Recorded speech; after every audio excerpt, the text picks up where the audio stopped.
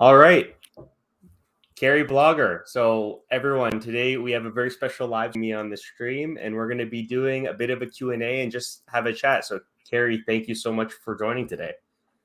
Thank you for inviting me. No problem. So typically how I found these have worked is people will start trickling in. Some questions might come up in the chat. We can answer them as they come up, but while people kind of trickle in, it would be really cool if you could kind of tell us your story, how you started as a freelancer, how you found Fiverr, and kind of where you're at. Yeah, it's funny because I've been on 5 years going forward. Wow. I'm at 9 years, the mark. And so I feel like I've told this story like a gajillion times, but it's funny that everything has just changed so much since when I started. So I actually started Fiverr in 2013, and I was in college at the time, and I was going to be a music teacher, and I was rushing through college, and so I was trying to finish a year early. My schedule was packed. There was no way I could have like a traditional job. And I read about Fiverr in a 17 magazine article of all places. It was a super dumb article about just like how to make money on the side for like buying concert tickets. Like it was so frivolous. And I looked at the site and I thought like, I'm a good writer. I enjoy doing this. Other people are selling like blogs and stuff. I have a blog. I was like, I could do this. And so I made an account kind of on a whim. And I just thought like, maybe I'll get some money to go out on the weekends or something. Like I really didn't think it was going to turn into anything huge. And then it took off. And overnight when I was on winter break for college, I woke up and had 36 or something orders overnight because I had been featured on the homepage of Fiverr, which at the time worked way different back then than it does now. And it literally just snowballed from there. So as soon as I got overnight success with that, I was like, okay, I'm treating this like a legit thing. I'm going to like ramp up, optimize, do my job really well. And ever since then, it has just grown into something that's a full-time job. That's amazing. And you're not just like for everyone watching this, Carrie just kind of gave her background, but she's not just any copywriter. She's kind of featured all over the Fiverr site. I know you have a Fiverr Learn course. How did that happen? Yeah. So I feel like I've grown up with the platform because I was so lucky to be in the right place at the right time. So like I said, I started 9 years ago. I'm definitely like one of the like OGs on the platform. And it's cool to see like some similar names that have like stuck around for as long as I have. And so like when the top rated seller badges were pretty new, like I was invited to that, which was only 6 months after I started. That happened really fast. The pro program, when Fiverr Pro launched, I was one of the first writers invited to that, which was really lucky. And then same thing with Fiverr Learn. They launched Fiverr Learn and thought like, hey, you're clearly exceptional or whatever in the writing field. Maybe you can be interested in teaching a course. And so they reached out to me and I created that course about e-commerce copywriting, which is one of my specialties. Amazing. That's fantastic. Yeah. Cool. Well, so happy to have you on here. As you were kind of giving us your background, I was trying to figure out the back end here. I noticed some comments were coming in, but they weren't showing on the studio here. So we can kind of get into it. And I think that as we go through these, it would really be cool to kind of get a joint perspective. I'd love to hear your thoughts on some of these. And then I think I come from a bit of a different background in copywriting. So I think that'd be really cool. And, may be helpful for people watching. So we'll get into them. So just starting, Bunny Void, hello. Thanks for joining the stream, Bunny Void. She's actually part of our Discord server that we created recently. So thanks for joining. Oh, nice. Someone commented on mine and said, are you going to make a Discord server? And I said, when I hit 10,000 subscribers, we'll get a Discord group. So you got to get me to 10K. It'll be soon. Nice. I'll join. Gloria S. She's awesome. I just came across her YouTube channel. Another Fiverr legend like Alex Fasula. Yes. So Alex, actually, I was lucky enough to have Alex on the channel as well. And Carrie has been around for a long time. When I first started on Fiverr, I had found her channel. And I'm very, very happy that Carrie has taken the time out of her evening to join us today. Yeah. The Marvin Chronicles. Hey guys, Marvin watching from Bali. Does location make a difference? I mentioned to Carrie that I'm worried being in Southeast Asia is a disadvantage. So Carrie, do you wanna take this one? Yeah, I'm pretty sure he messaged me on Instagram and we had a little chat about this. I was saying that I actually think, so I'm in Pacific time zone. I'm in Oregon on the West Coast, and I'm behind everyone in my time zones, which is like super annoying. And I was saying to him that I actually think that's probably better for him to be in Bali, that he's more central to like, he's way closer to European time zones than I am. He's definitely closer to Asian Pacific clients than I am. And that I actually think that could be an advantage. Like, obviously, I try to be responsive all the time or accessible, but the whole global nature of it, the more central you can be, it's better. But yeah, I don't think that that's personally a problem, especially if you turn it into a story of why you're in Bali and what you're doing there. And like, are you an expat? Are you traveling? Like, what's your story? People connect with that. Yeah, I think that's an interesting perspective. And I mean, Marvin, for the same reason that Carrie mentioned, you're closer to certain places, that could kind of be, your superpower, right? Like for me, when I have clients in Europe or specifically places like Hong Kong, which I know is relatively close to Bali compared to Canada, you can get to them faster. So you might have an advantage because you could have a fast response time. These buyers might be shopping around.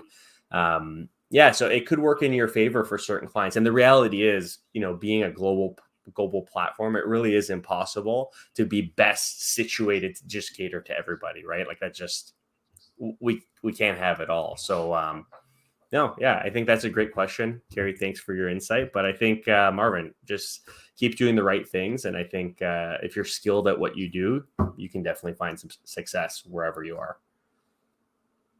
Oh, this is an interesting one. So Carrie, Gloria says she's excited to take your copywriting course. What's that all about?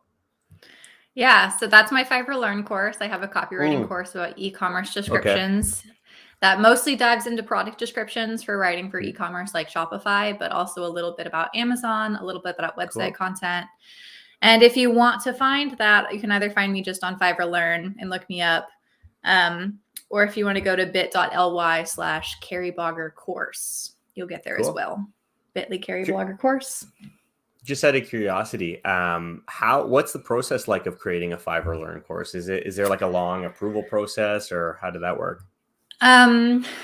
It was a little weird because I kind of negotiated for myself different than their processes. So they like reached out for me to do it and said, like, what topics are you interested in talking in? And I said, e-commerce product descriptions is like one of my specialties. And then we negotiate like a percentage revenue share, and it was going to be a lower rev share if I had them like hire like a production company to do it. And I was like, I can just do this myself. So actually I filmed everything and like uploaded and submitted. I scripted everything. So it was like all me. I just submitted it to them and they like published it basically, which is cool. Cool. Awesome. I should check that out myself. All right. So Bunny Void, did you procure a sample of work before starting your first gig? I'm not too sure. Carrie, do you want to take a shot? I don't really know what she means. I think they're asking, like, did you have a portfolio before you started accepting orders, or did you start accepting orders and then build your portfolio from that, if I'm reading it right? Okay. As I mentioned, I don't know who was in the video because it wasn't showing comments yet. But as I mentioned, my start happened just like kind of overnight out of the blue, and I was not honestly set up as well as I recommend people to set up now at the time back in 2013. And so I hadn't written anything for clients ever before I started getting my first orders, and I built my portfolio as I went. Obviously, I think that now that the platform is more competitive, and if you want to be like a legit professional going into it, it's really important to have your portfolio first. So you have lots of practice, obviously, but just so that you can really show clients what you're capable of. And if you don't have clients yet, like it's like, how do you get a job without a job? Kind of like chicken and egg problem. You can just do spec work. So just create fake briefs, just like have pretend clients, have pretend projects, and just make them up and just say, these are spec projects to show what I'm capable of. I'm excited to like work with you in the real world, but this is just to illustrate my skills. And so spec work totally works to build a portfolio that's impressive and can be robust. Cool. So that's an interesting question. So I actually didn't have a portfolio either when I started. And actually, this is a question for Carrie. So given the nature of what I write, like I do similar stuff, copywriting for businesses, usually emails or landing pages and things like that. I actually don't share projects with prospects unless I have the permission of the person I did the project for. How do you handle that? Because I always have this, err on the side of confidentiality in the case that maybe someone doesn't want people to know they hired a copywriter, especially on a freelance platform. Like, what's your thoughts on that? I usually only share excerpts of what I do in my portfolios almost always. So they're short anyway. I format them as pictures so that they don't show up against them as SEO as duplicate text. And no one's ever cared. No one's ever asked me to take it down.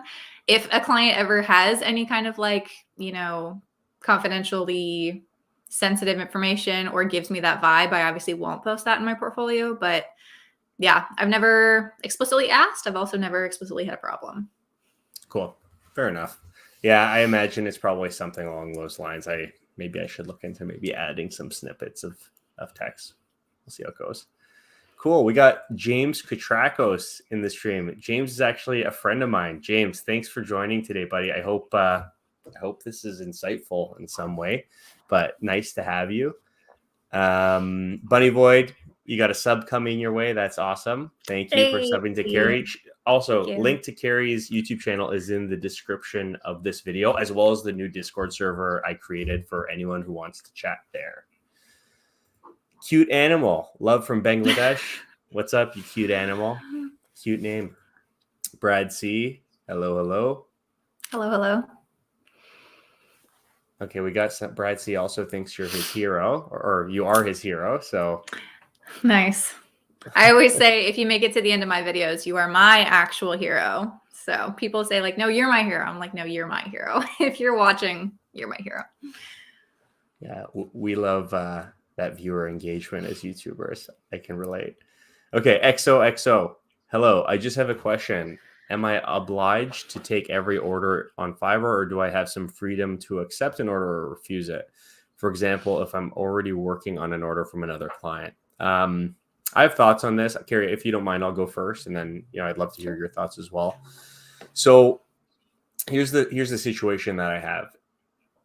If a buyer is messaging you first, because obviously people can order your gig and submit the requirements on their own accord, I always qualify potential buyers based on what they're looking for, what my workload looks like, and how confident I am in my ability to actually complete the project that they need completed.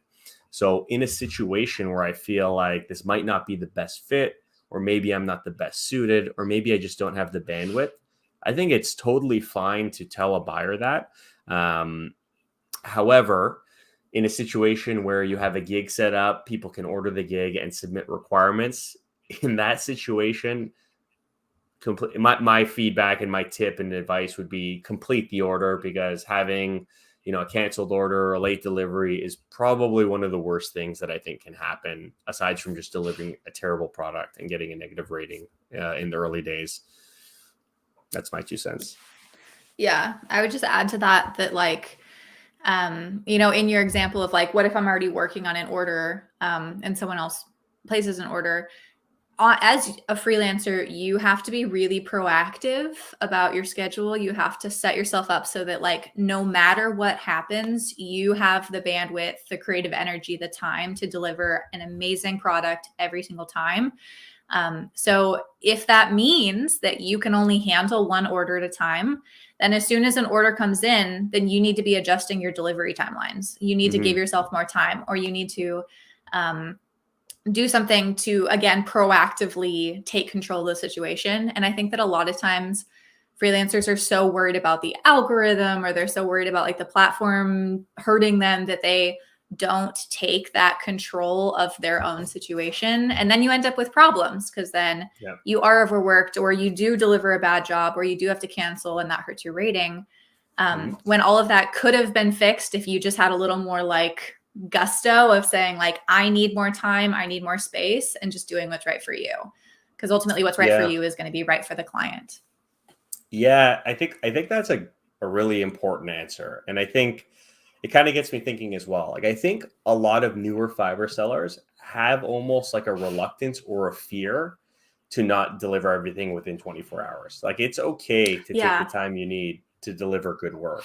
And like Carrie said, if you don't give yourself those safeguards to make sure you can do what you need to do, it's not going to end well for you or the buyer. And ultimately, the buyer's success translates to your success. So give yourself the time to get them what they need, and it will help you in the long run. So yeah, I think when it comes to turning down orders, ideally you don't want to ever have to turn down orders. And Carrie mentioned this, but my lever to always give myself enough time is my delivery timeline. I set my standard is like 4 to 10 days. I keep it that way so that if I do get 4, 5, 6, 7 orders all at once or in a short window of time, I have the bandwidth to complete things without feeling like I'm drowning. So I think that just comes with a little bit of experience and understanding of how long it takes you to actually complete things. But, you know, I would err on the side of not turning down orders if you can do them and it's just a bandwidth thing, but instead leveraging the time you have. Cool. Great question. Moving through the chat here. Gloria is just saying, thanks for the tips. We got Jiobi.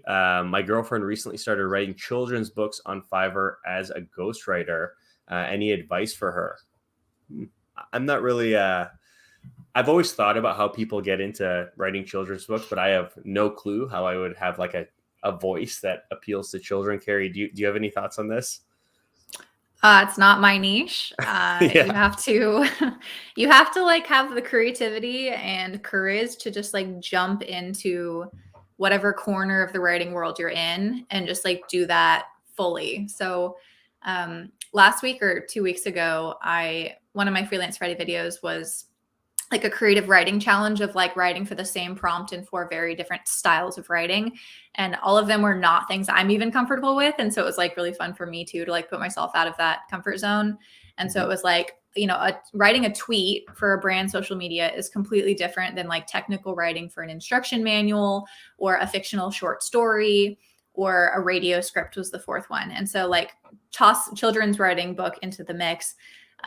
None of those have the same style. None of those have the same format. None of them have the same voice. So whatever you're doing, you just need to make sure that it's really specific to the style that's being promised and just like lean heavily into that. And that's your creative niche.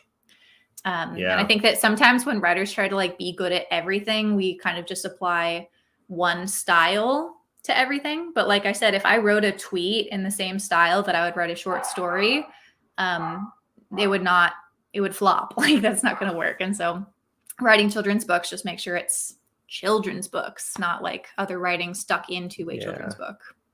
Yeah, that's a good point. And I think it's interesting. He mentions like as a ghostwriter, I feel like with something like a children's book or something super creative like a children's book, you really need to like try to adopt the vision your client has, because I'm sure they have like a very specific idea of how this book should flow, what the voice should be like.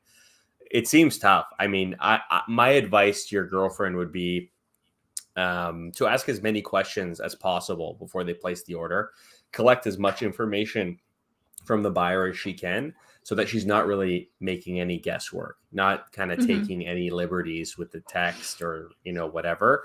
Get as much info as you can. That's what I do in situations where I'm kind of outside of my element or writing in a new niche, and it helps. So yeah, that's my tips. Cool.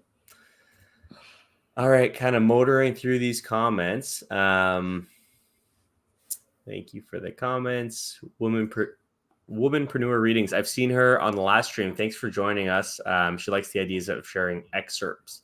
So I think I'm actually going to do that. I don't do that at all, but I have a couple of gigs that I could kind of anonymize a little bit. I've just been really reluctant to, because I have like I always have this like back of my mind fear that like the copyright police or like the, IP police are going to come after me, but I guess it's not that big of a deal. And like the other value point I see to sharing excerpts is that no one wants, like, let's say you sell case studies or white papers.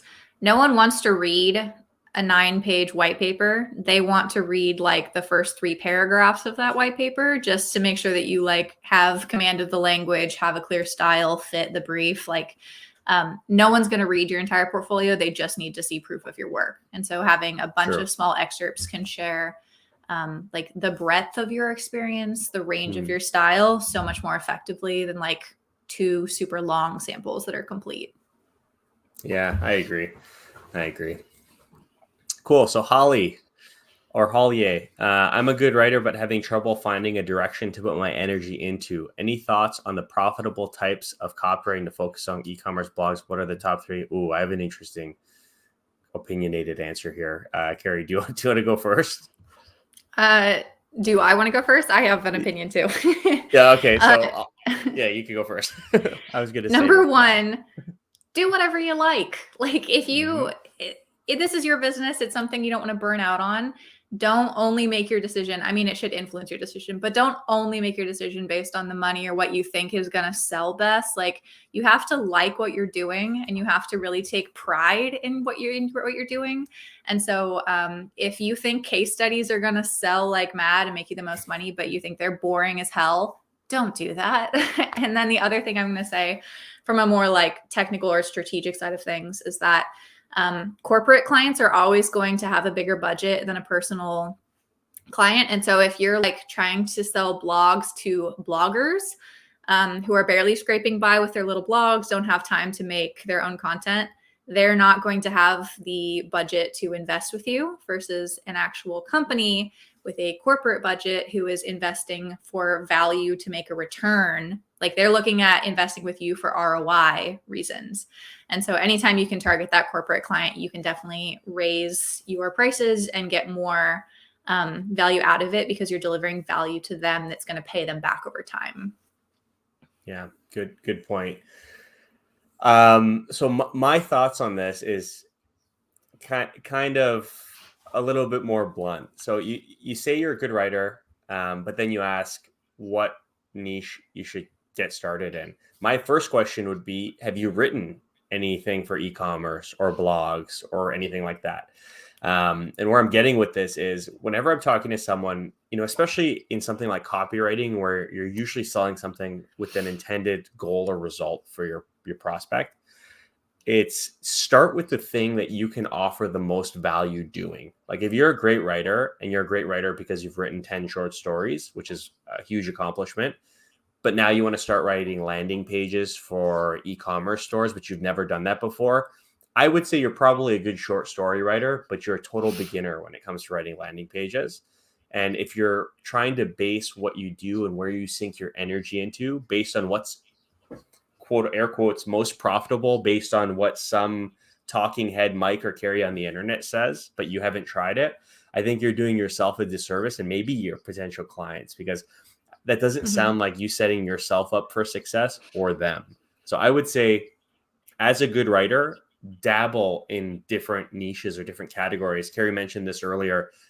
Do like a fake case study, like pick a company and pretend they hired you and just write a project for them as if they would have hired you and see how you did. Get your friends and family to read it, give you honest feedback, and do that for a while until you can honestly tell yourself, okay, I'm a good writer, but I'm also a writer who can offer value to people who are looking for this. It's all about value for me. There's 1,000 different types of writing.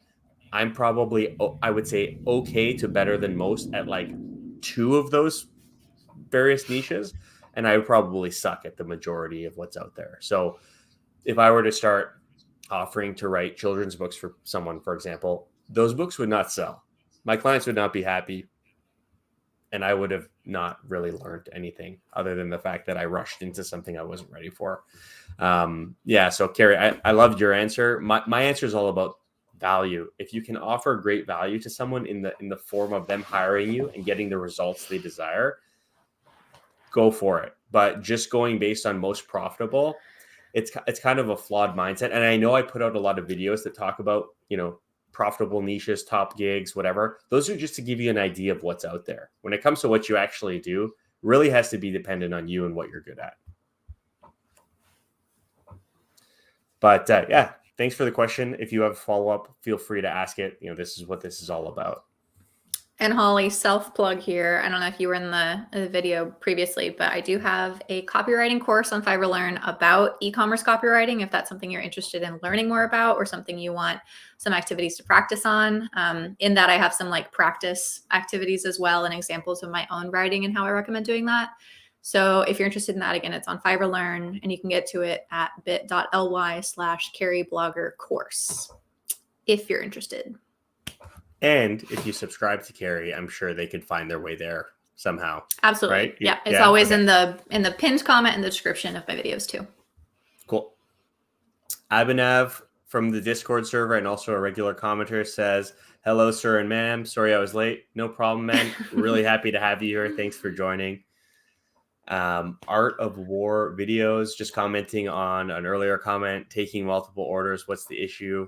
I agree. As long as you're setting yourself up for success, should be no issue, really. And my method is I have a 7-day delivery period always for all of my orders. And that always gives me enough flexibility that pretty much no matter, if I get 7 orders in a single day or I get 0, that week gives me enough space to spread everything out that I really end up doing like 2 to 4 orders every day. And I never feel overworked. I'm never overrushed. Everything is always delivered early. So again, giving yourself time and space. You don't have to compete for that 24-hour rush delivery if it's going to ruin your life. Like it's just not or charge them do for it. Like make it an awesome, expensive gig extra. And, then you'll be like super motivated to get it done faster. Yeah. And you'll make money. All right. So James, my buddy James, though I may be pursuing a different focus on Fiverr, what is your recommendation for preparation and goal setting for a person brand new to Fiverr? What is your preparation and goal setting? So the short answer from me is don't overplan, don't overprepare.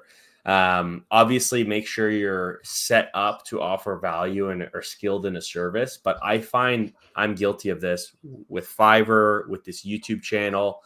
I always overplan and stress out about making sure I have the absolute most professional gig launch ever, or the best YouTube channel from day one, or, really just start off at a sprint. And the reality is that never really happens. And you learn a lot after you get started. So I would say that, a good goal would be, hey, if you have a skill that you want to sell on Fiverr, you're good at that, and you can sell that to people because you can help people.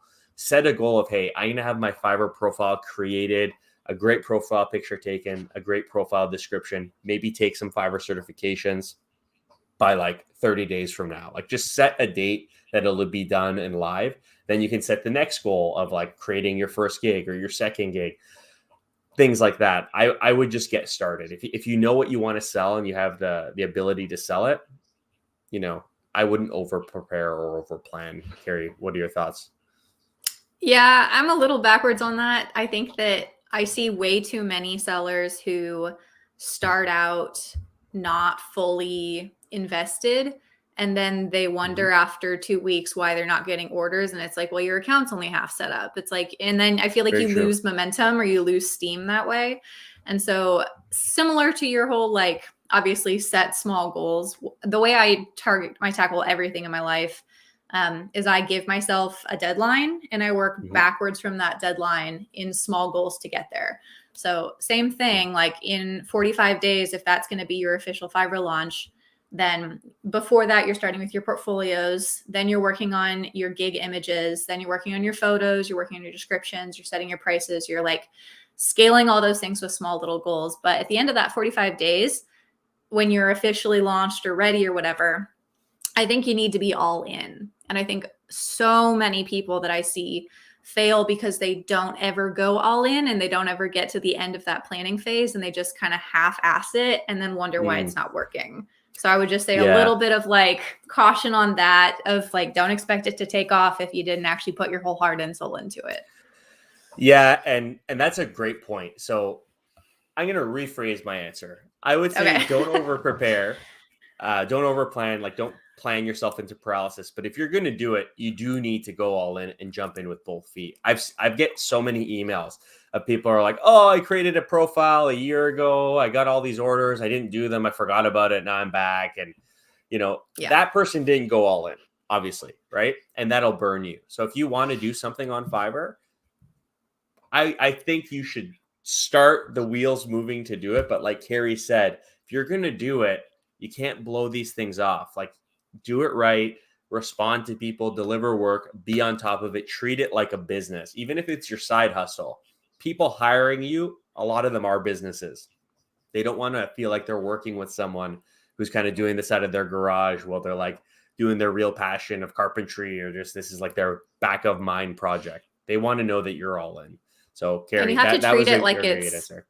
You have to treat it like it's going to grow too. Like have it. I mean, it's a little bit of like affirmations and like manifesting the future, whatever you want to call it. But like whatever you do, you have to believe that it's going to turn into something, and that what you're investing in today, good karma, like you're setting your life up so that down the road, when it does bloom and grow, you're building for your own future. And again, if you half-ass it, it's not going to grow. You're not planning on it to grow that way. If you half-ass anything, it's not going to happen. Yeah. Just don't half-ass any part of your life. Yeah. Don't do that. Yeah. Good question, James. But Carrie, thanks for your insight there. That's an important one. All right. Just looking at the chat here. How long does your task take? Oh, I think this is just in response to the, turning down orders. Multiple orders. Mm-hmm. Yeah. Sorry. Art of War videos. I'm going to skim through. You're making a lot of comments here. All on the same topic here. Oh, but he says he's a longtime fan of both of our channels. So that gets a little shout out. Thank you for being a longtime fan. Personally, I feel like I'm still learning and I have a lot to learn. So I hope that all of these videos are helpful. And I really appreciate hearing something like that.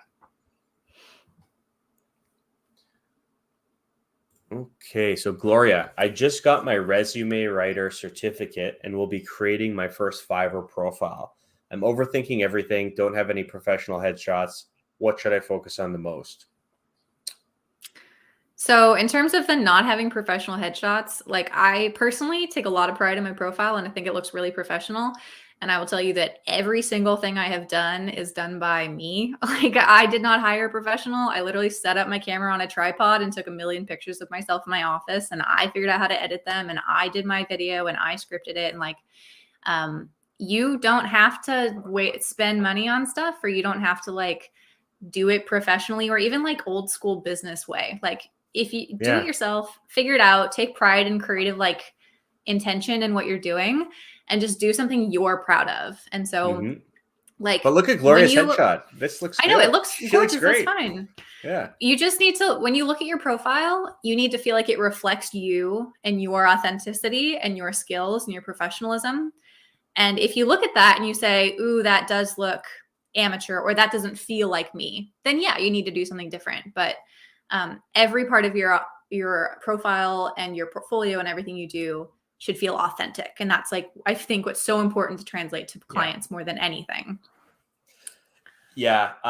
One thing that really grinds my gears when I'm browsing Fiverr gigs is when I see a Fiverr profile that is not authentic. So I'll see a profile that has like some dude in the profile picture that, I believe to be the person whose profile this is. And then you get into their gigs and there's kind of like a fake image or like, or stock photos of people. Photos. That's like not you. Like, oh my God. Yeah. Like we're freelancers. Like a big part of the kind of allure of working with someone on Fiverr is that you are getting that individual specialty, that person, that personality, that uniqueness about working with this person. Otherwise, these businesses, if they didn't want that, they would hire someone on payroll, sit them down in their office, and you would never hear from them. So Gloria, if you're worried about creating your profile, like Carrie said, I think my profile picture was taken by my girlfriend or something in like my old condo. I don't remember, but not professional. Neither of us are professional photographers. Obviously, as a copywriter, I wrote all the copy on my profile, but take the time to make sure it tells people who you are. So like I've probably spent 15 hours over the course of the last 3 years just staring at my gig description, staring at my profile description, trying to see have I changed? Has the way that I work changed? Should I update this? I always want it to be an accurate representation of who I am and what's like to work with me, so that when people message me, that's a seamless experience, right? Like I want them to be like, okay, I know what Mike can do. He's told me what his past work experience is. Now that I'm talking to him, all that experience is true. He's the guy I want to work with. So as long as your profile personifies you and the services you think you want to deliver, I think you'll be good. And like your YouTube thumbnail, that's better than like probably 50% of the Fiverr thumbnails that I've seen. You know what I mean? Mm-hmm. It's great. You're well lit. You're in a nice clean backdrop. I think that would be fantastic. Or if you have an iPhone, use portrait mode. It's fantastic. You can get a great photo with that as well. And I've been on Fiverr for 9 years now, and my account today does not look like what it started as. And about every year and a half, like Mike said, I look at my account and I say, does this reflect me? No, like I'm better than I was a year ago. And the pictures, the videos, the descriptions need to grow with me. And so what you start with today is not necessarily what's going to be with you 2 years from now. If this is, a business you're building long-term, and you can always adjust, improve, optimize, just like get something started that feels authentic and real, and you can grow with it over time. Yeah. Good question, Gloria, but don't overthink it. Just make it happen. Take your time. It'll be fine. All right. Abu Bakar Sadiq says, hi, everyone. I'm a level 1, but unfortunately, since this status is having trouble getting new orders, any tips? So I wouldn't blame it on being level 1. When I was a level 1 seller, outside of being a pro seller, I'm still a level 2 seller. I was getting a ton of orders. So I think it's probably not your level. If you're not getting orders, obviously I don't know how long it's been. It does take some time if you've just created a new gig, but I would focus on maybe looking at your thumbnail. Does it accurately describe your services? Would you click it? Does your description kind of lead the buyer to the point of placing an order? If it's a gig, like so many gigs I see where you just list, 5 bullet points and then slather in 500 keywords and just keyword cram the description, that's probably why it's not performing well, in my opinion. And if you've done those things and you have a great description, a great thumbnail, then I would maybe evaluate whether or not you're selling something that's actually in demand. And if it is or is not, analyze how you stack up against the people who are selling this with success.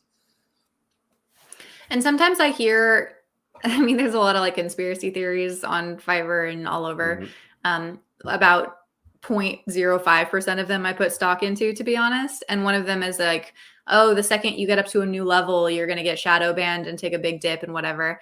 And I think that that's not really the platform doing that. I think that what it really comes down to is you are now competing in a different batch of sellers.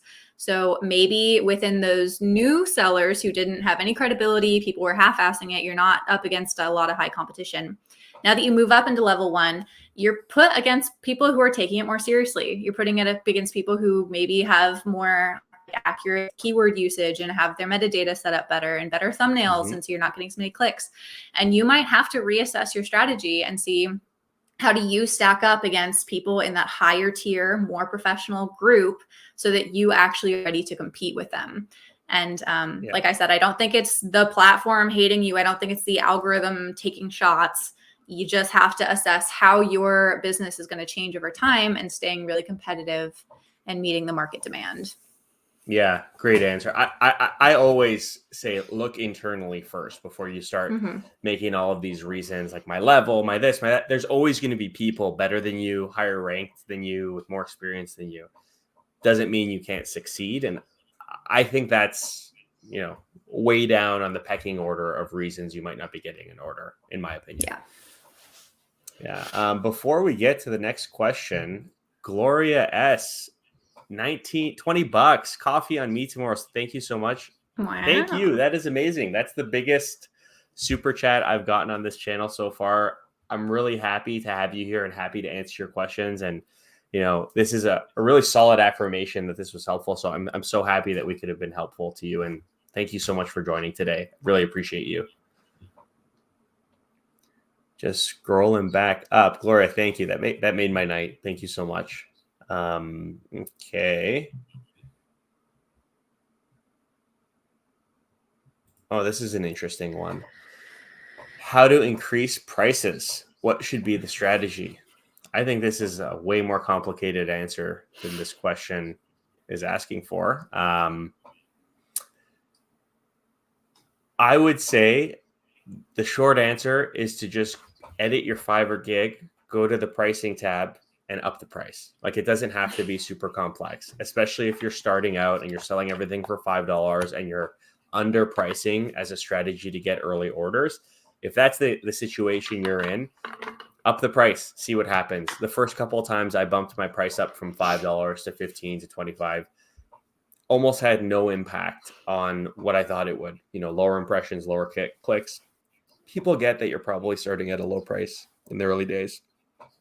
If you're at a place where your prices are not rock bottom and they are pretty in line with, the value of that type of service in the market, this is where you kind of have to do a bit of a self and market evaluation to see how you can up the price. And what I mean is, maybe you might need to add more to your services to up the price, because depending on what you're selling, if it's kind of a commoditized service where, 5,000 out of 6,000 sellers are selling it for $50 and you now want to sell it for $200, you're going to have a hard time competing if they're all really good and, can deliver the same or better quality work than you. So if you're in a situation like that, I know it's a dramatic example, might not be that cut and dry. You might need to look at what top sellers are selling for, what they include, and try to figure out ways that you can offer more value for that higher price, whether it be shorter delivery time, a little bit more deliverables, better service, more responsive service, whatever it may be. Try those things out as you raise your price to see if you can figure out a recipe that works for that new higher price. And I'd say there are kind of three main questions that you should be asking yourself to assess if it's going to work to raise your prices. The first I would say is, are you getting tips? Because clearly if you're receiving tips from clients, that means that they're seeing more value in what you sent than just the list price they wanted to pay. The second is, are you hearing from clients that you have good value? They're either saying like, wow, I received way more than I was expecting, or she delivered early and she was responsive and she gave me this thing and it was great. Like, that's extra value is really what they're saying. And then number three is, are you too busy? Because if you have point 1 and 2 and you're too busy, you could theoretically double your prices, receive half as much work, and you're still winning because you have more time, you're making the same amount of money, and that's literally exactly what you wanted. Those are 1, 2, 3. If you check all of those 3 boxes, then it's time to raise your prices.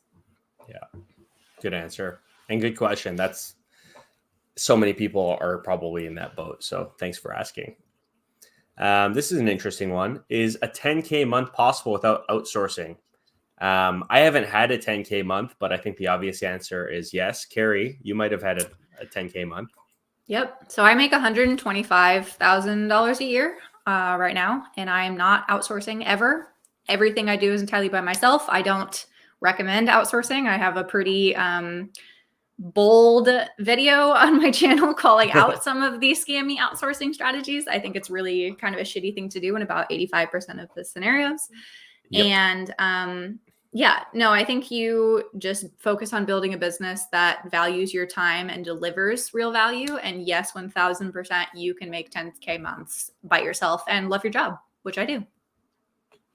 Amazing answer. I hope to get to 10K on Fiverr, but I'm not there yet. But yeah, you can totally do it. And to the outsourcing thing, just before we move on, I have seen so many of these like Fiverr middlemen who their whole business, and I think this is kind of a little bit of a situation with the internet in general right now, where there's all these like business gurus popping up that are just teaching you how to repurpose other people's work and sell it at a higher price. If that's the route you have been presented by somebody, or that's what you're considering, let me just explain to you something. On a platform like Fiverr, let's say you get a revision request and the person you hired to do the work initially isn't available to do the revision. What do you do then? that's a sticky situation where if you don't have the skills to complete that work, you are SOL. And that's going to be a bad experience in one way or another for the buyer, which is going to be a bad experience for you. The way to avoid this is to sell your own work. You are the business. You are not this like, Fiverr hustler slinging other people's gigs. Yeah. That's not what Fiverr is made to be. And it will make it tough for you if you get into deep water. So you've been warned, and like, do what you maybe want. Maybe this is the altruistic answer, but like, it's not just about the money, and it's just like so sleazy to just like resell stuff in the hopes that you can just like max your profits and not care. And your 10K months, I swear, will drain your soul, even if you get there with some sketchy outsourcing strategies. Like, you deserve better than that. And this sounds like a topic I and Carrie could probably speak about for hours. So, I've got some strong thoughts and I've got some strong videos. So watch them. Yeah. Feel free to leave a comment on those videos, because this is the type of conversation I like to have in the comments. I don't like to always be agreeable. I like situations like this where we can actually give advice to get you out of a sticky situation before you get into it. And also, I'm so grateful for all my Fiverr clients that I don't want them to get kind of swindled down the road by this type of a business model. So anyways, great question. Great answers. We got Holly back, the writer, who wants to know what genre she wants to focus on. She is amazing in all genres. So Holly, then if that is true, you should create as many gigs as you can, and you're going to crush it in all genres because you're amazing at everything. And that is a great skill to have. So the advice stands from before, but if you're amazing at everything, you should start with whatever, because you can do no wrong. All right. So, okay. So same person, different question. So I think that the answers we've just tried to give you, kind of answer this. The sky really is the limit. It depends on what you're selling, how much value you offer, and what you're selling it for, and then how much time it takes you to do these things. So, and how much you want to work too. Yeah, and how much you want to work. Like, my advice to you, just without kind of diving into this too deep, we got to get some other comments, is start doing whatever it is you're alluding to wanting to do, and see how it goes. Do it for 6 months. See what your workload's like. See how much you're making. Decide whether you want to up your prices or reduce the amount of time you're working. Maybe the better answer versus outsourcing would be figuring out value-added services, where you might work in a Fiverr studio and have like a designer complement your copywriting, or vice versa, or something like that, where you can kind of cross-pollinate and up the value of what you're selling and save time by, leveraging other people. But the whole outsourcing thing, I think Carrie and I both agree, that shouldn't be the focus here. Figure out how much you can make working full-time on Fiverr. Like Carrie has mentioned, she's making $125K a year.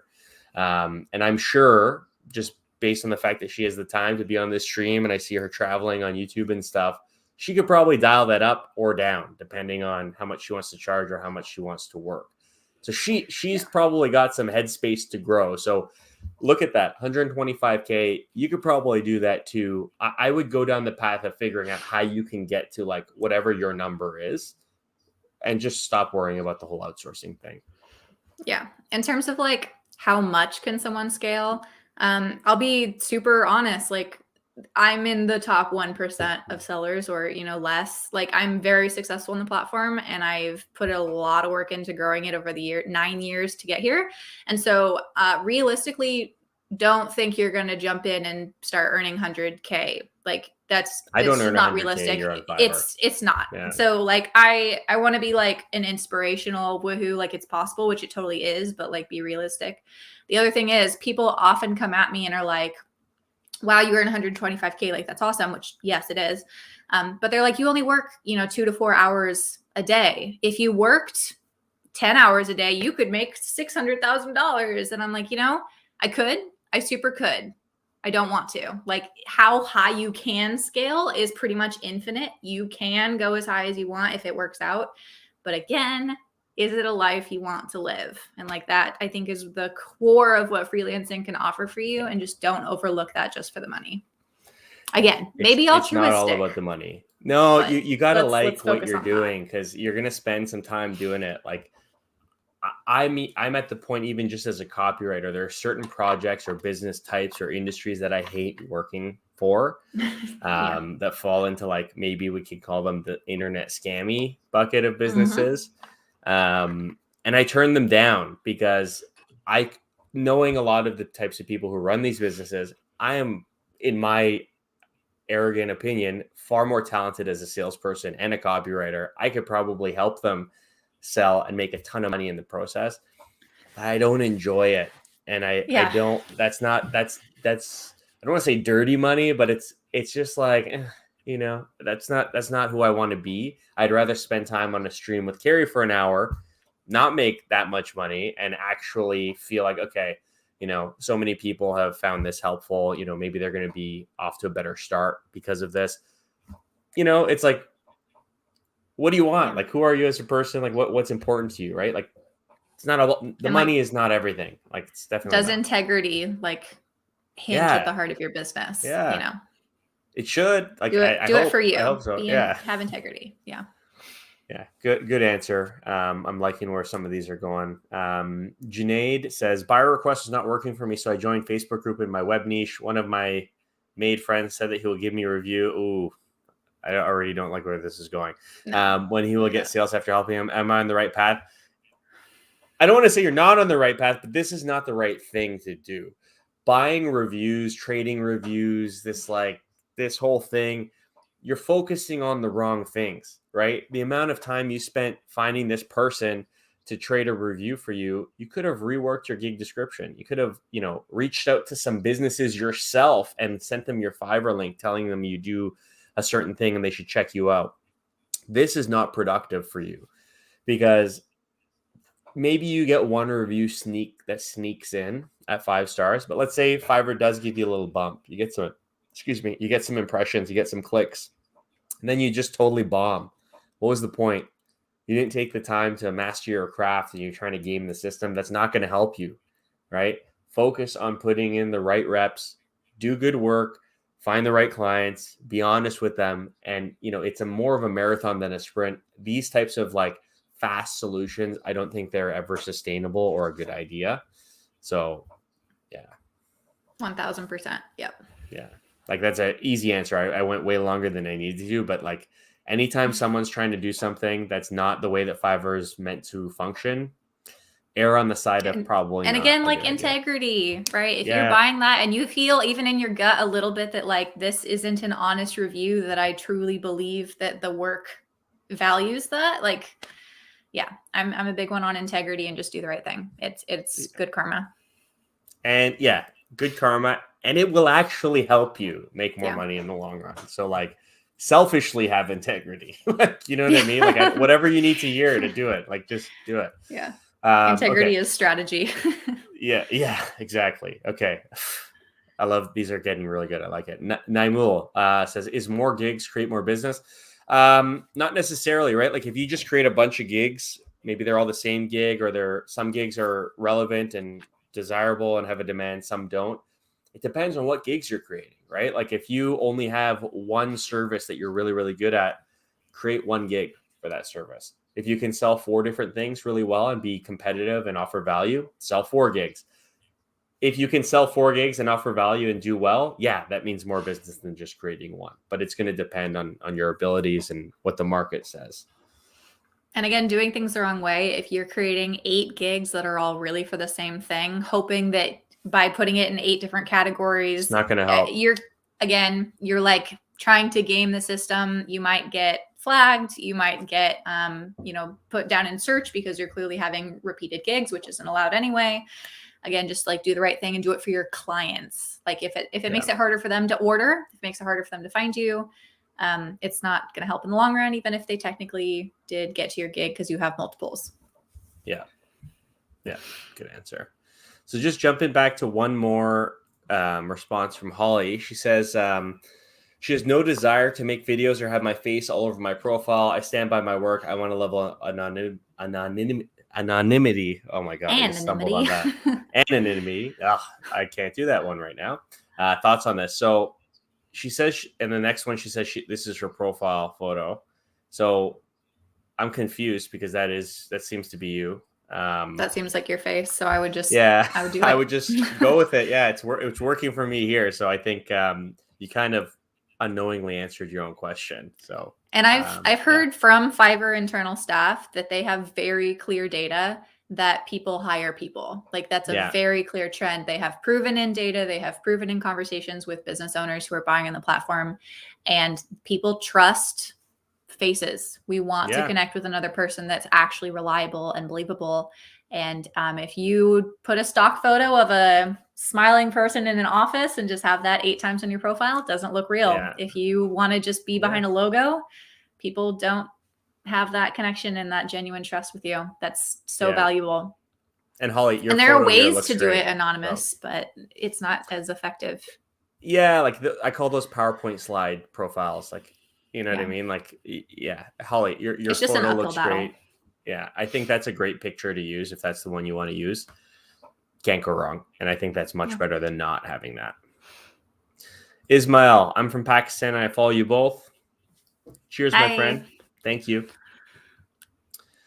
All right. A TRS question. Jose, what do you guys feel is the most important thing we can do in order to be approved as top-rated seller? I'm at the top of my category in search, but still no luck. Same with me, man. I'm not a top-rated seller, and I was probably past the level 2 threshold for almost a year.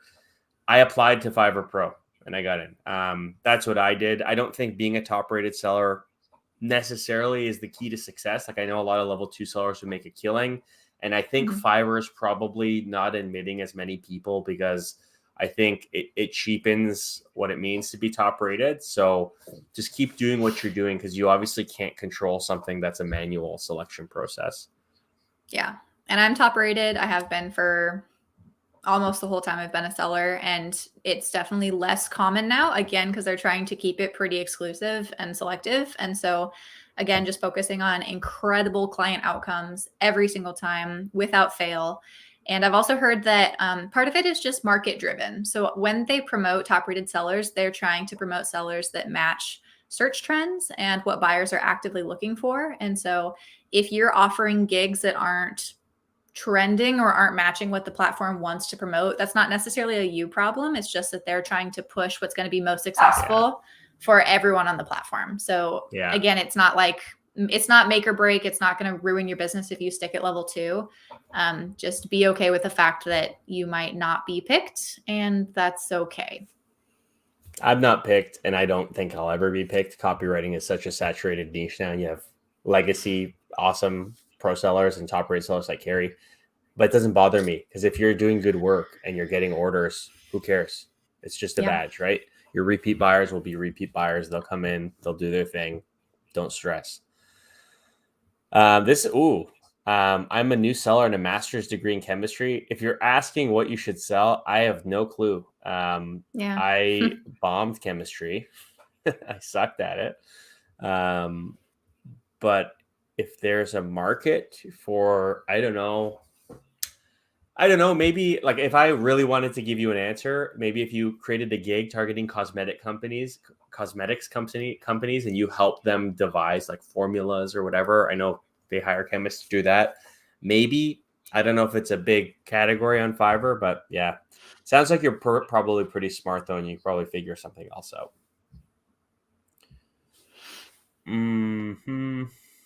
A quick one.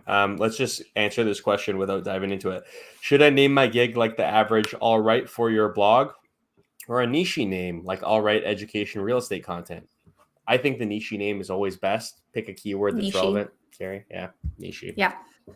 Cool. Smaller pool, smaller competition. You're not going to compete against someone like me who has 40,000 impressions on my general blog gig. Like, let's just be honest. So I have a leg up. Sorry. And you've got to pick something smaller in order to compete. Yeah.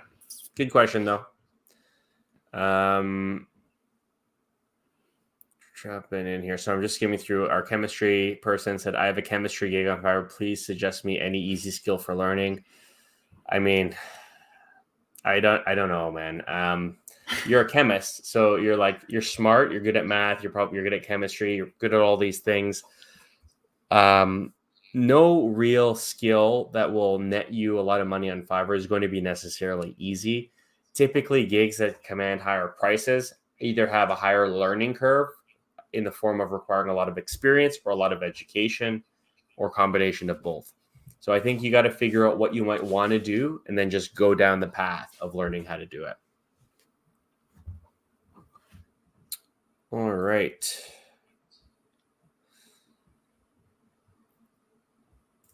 Easy one. What's the startup price for a rookie Fiverr seller? I say start at $5. Carrie?